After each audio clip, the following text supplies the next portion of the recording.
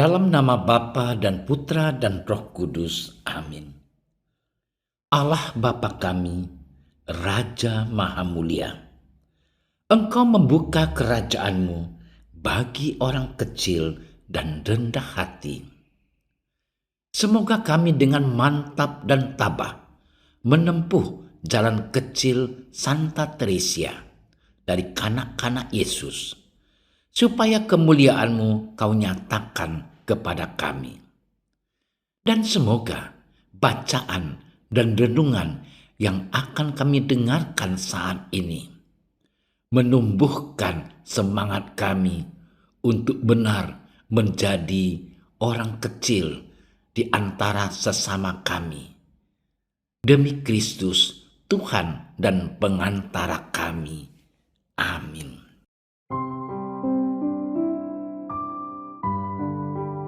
Sekali peristiwa, datanglah murid-murid kepada Yesus dan bertanya, "Siapakah yang terbesar dalam kerajaan surga?"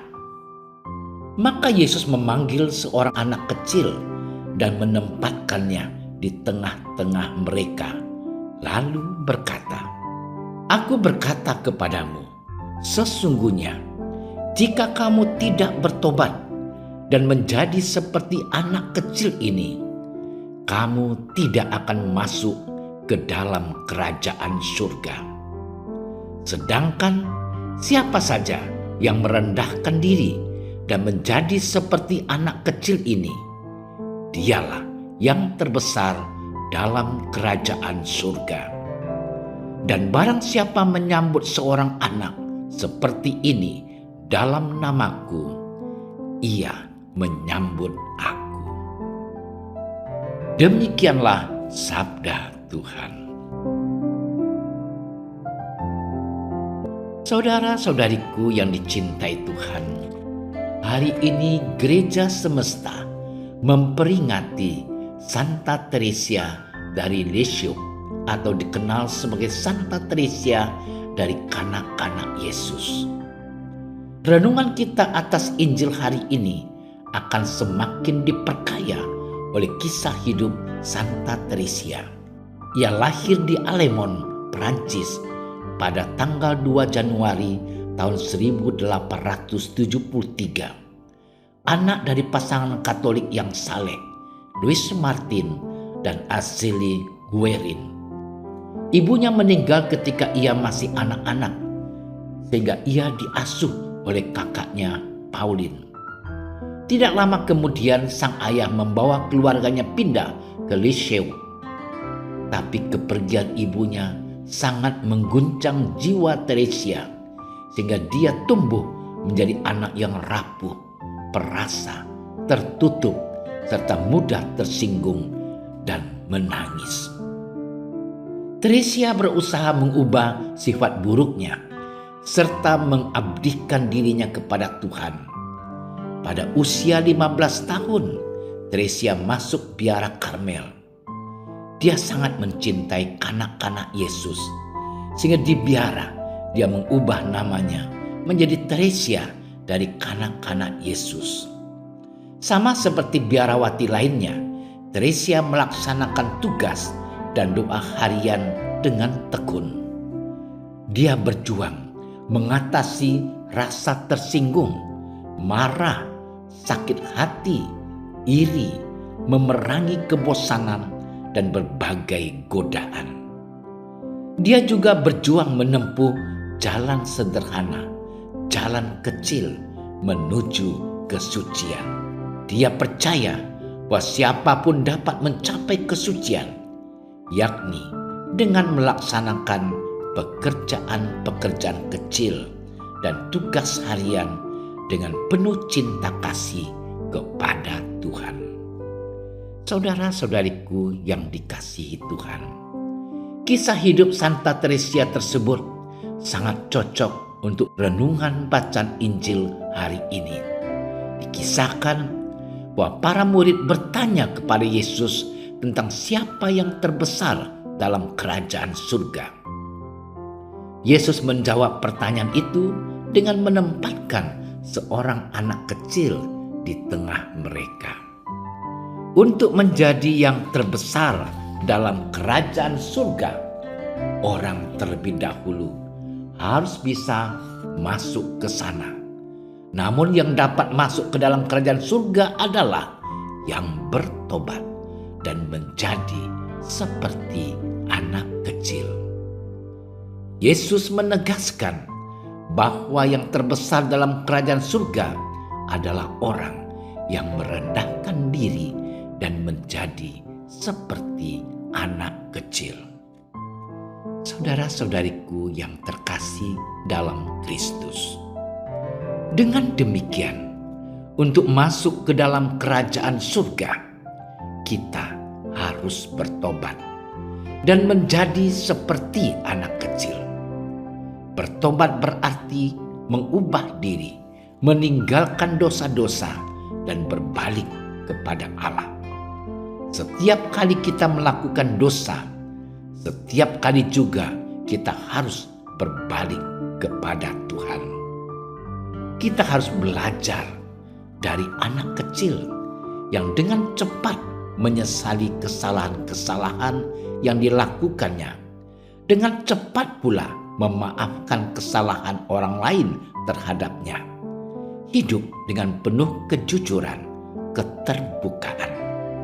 Seorang anak cepat berbalik penuh damai dan kegembiraan kepada semua orang tanpa dendam atau sakit hati. Selamat merenungkan. Tuhan Yesus memberkati. Ya Tuhan, ajarlah kami untuk merendahkan diri seperti anak kecil dan membiarkan Allah meraja atas diri kami. Tuhan, semoga kami selalu mau belajar untuk mengakui ketergantungan kami kepada Engkau ya Allah, sama seperti seorang anak tergantung kepada orang tuanya. Semoga dengan jalan kecil, sederhana, dan penuh cinta ini, kami boleh menggapai kekudusan dan surga yang abadi. Karena Engkaulah Tuhan dan Juru Selamat kami, kini dan sepanjang segala masa. Amin.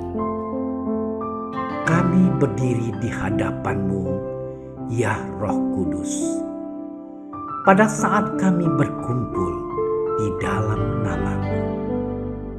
Bersama-Mu sendiri yang membimbing kami, membuat diri-Mu nyaman berdiam di hati kami.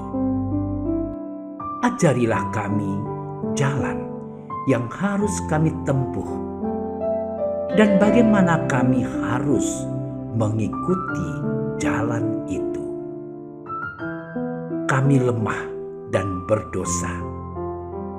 Jangan biarkan kami mendukung kekacauan. Jangan biarkan kebodohan menuntun kami ke jalan yang salah. Jangan pula keberpihakan mempengaruhi tindakan-tindakan kami. Kiranya kami menemukan di dalam Engkau kesatuan kami, agar kami boleh berjalan bersama menuju kehidupan abadi dan tidak menyimpang dari jalan kebenaran dan apa yang benar. Semua ini kami mohon kepadamu yang berkarya di setiap tempat dan waktu dalam persekutuan dengan Bapa dan Putra untuk selama-lamanya. Amin. Bapa kami yang ada di surga, dimuliakanlah nama-Mu. Datanglah kerajaan-Mu. Jadilah kehendak-Mu di atas bumi seperti di di dalam surga. Berilah kami rezeki pada hari ini, dan ampunilah kesalahan kami, seperti kami pun mengampuni yang bersalah kepada kami. Dan janganlah masukkan kami ke dalam percobaan, tetapi bebaskanlah kami dari yang jahat. Amin. Salam Maria, penuh rahmat, Tuhan sertamu. Terpujilah engkau di antara wanita, dan terpujilah buah tubuhmu Yesus. Santa Maria, Bunda Allah, doakanlah kami yang berdosa ini, sekarang dan waktu kami mati. Amin. Kemuliaan kepada Bapa dan Putra dan Roh Kudus, seperti pada permulaan, sekarang, selalu, dan sepanjang segala masa. Amin. Dalam nama Bapa dan Putra dan Roh Kudus. Amin. Terima kasih sudah menyaksikan renungan hari ini. Jangan lupa like, subscribe, dan aktifkan tombol loncengnya agar Anda yang pertama mendapatkan notifikasi updatean renungan harian dari Komsos Keuskupan Padang. Dan bagikan ke sosial media agar saudara-saudara kita dapat mendengarkan dan merenungkan firman Tuhan.